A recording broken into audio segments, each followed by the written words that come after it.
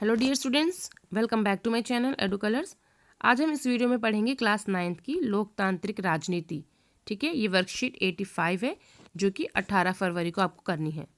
हमारा नया चैप्टर शुरू हो रहा है संविधान निर्माण, उसका रिवीजन 1 हम यहाँ पर कंप्लीट करेंगे। तो बच्चों, जो बच्चे मेरे चैनल पे नए हैं वो मेरे चैनल एडू कलर्स को ज़रूर सब्सक्राइब करें, और अगर आपको वीडियो अच्छा लगता है, पसंद आता है तो कमेंट सेक्शन में बताएं और अपने फ्रेंड्स में इस वीडियो को शेयर करें। चलिए हम बढ़ते हैं हमारे पहले प्रश्न की ओर। संविधान किसे कहते हैं? तो बच्चों, संविधान किसे कहते हैं उसके बारे में बात करते हैं। किसी देश या संस्था द्वारा निर्धारित किए गए नियम कानून जिसके माध्यम से उस देश या संस्था को चलाया जाता है उसे हम उस देश का संविधान कहते हैं। ठीक है, बहुत छोटी सी परिभाषा है, ज़्यादा डिफिकल्ट नहीं है। अब अगला हमारा है ऑब्जेक्टिव टाइप क्वेश्चन है, संविधान सभा की पहली बैठक कब हुई थी? तो इसका सही आंसर है दिसंबर 1986। ठीक है, दिसंबर 1986 में संविधान सभा की पहली बैठक हुई थी। दूसरा है, हमारे देश का संविधान कब लागू हुआ? तो ये तो बच्चे बच्चे को पता है कि 26 जनवरी 1950 को हमारा देश का जो संविधान है वो लागू किया गया था। अगला प्रश्न है, संविधान लागू होने वाले दिन को हम किस दिवस के रूप में मनाते हैं? तो ये भी सब बच्चों को पता ही होगा, गणतंत्र दिवस। ठीक है, गणतंत्र दिवस के रूप में हम जिस दिन हमारा संविधान लागू हुआ यानी 26 जनवरी को हम गणतंत्र दिवस के रूप में हर साल मनाते हैं।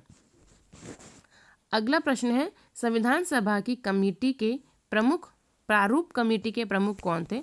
तो इसका आंसर है डॉक्टर भीमराव अंबेडकर।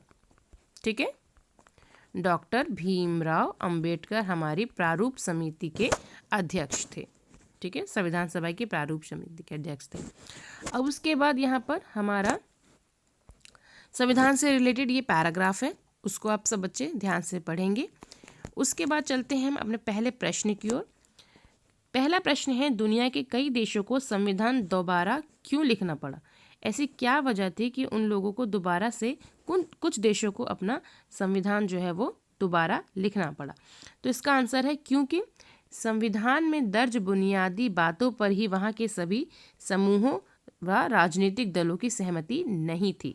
ठीक है, तो यहाँ से लेके यहाँ तक ये हो गया आपका पहले प्रश्न का आंसर।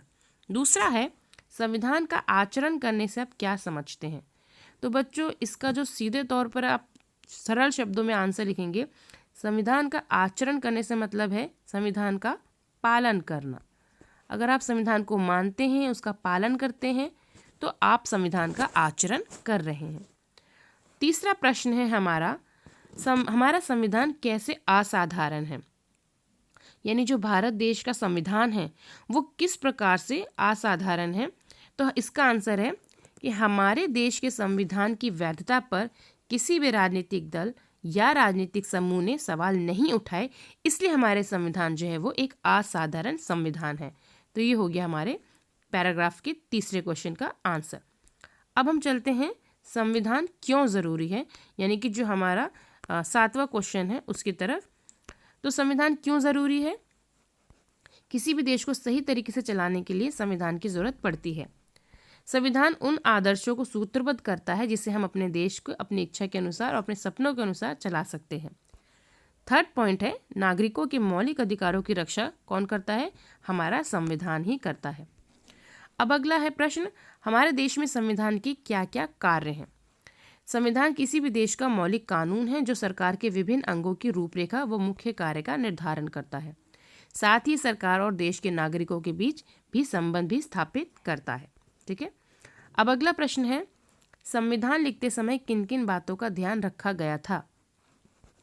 तो इस बात का ध्यान रखा गया था कि भारत एक स्वतंत्र व संप्रभु गणराज्य घोषित किया जाए। साथ ही इस चीज़ का ध्यान रखा गया कि भारत के सभी हिस्सों व जो क्षेत्र भारत में आते हैं उनको शामिल किया जाए, सभी क्षेत्रों को भारत के संघ के दायरे में लाया जाए।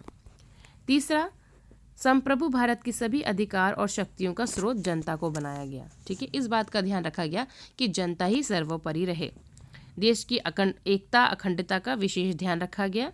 ठीक है, तो ये सारी चीज़ें आप लिख सकते हैं कि जब संविधान लिखा गया तो इन चीज़ों का बहुत ध्यान रखा गया। यहाँ के सभी जो सामाजिक वर्ग हैं उनके विशेष हितों का ध्यान रखा गया, ये पॉइंट भी आप डाल सकते हैं।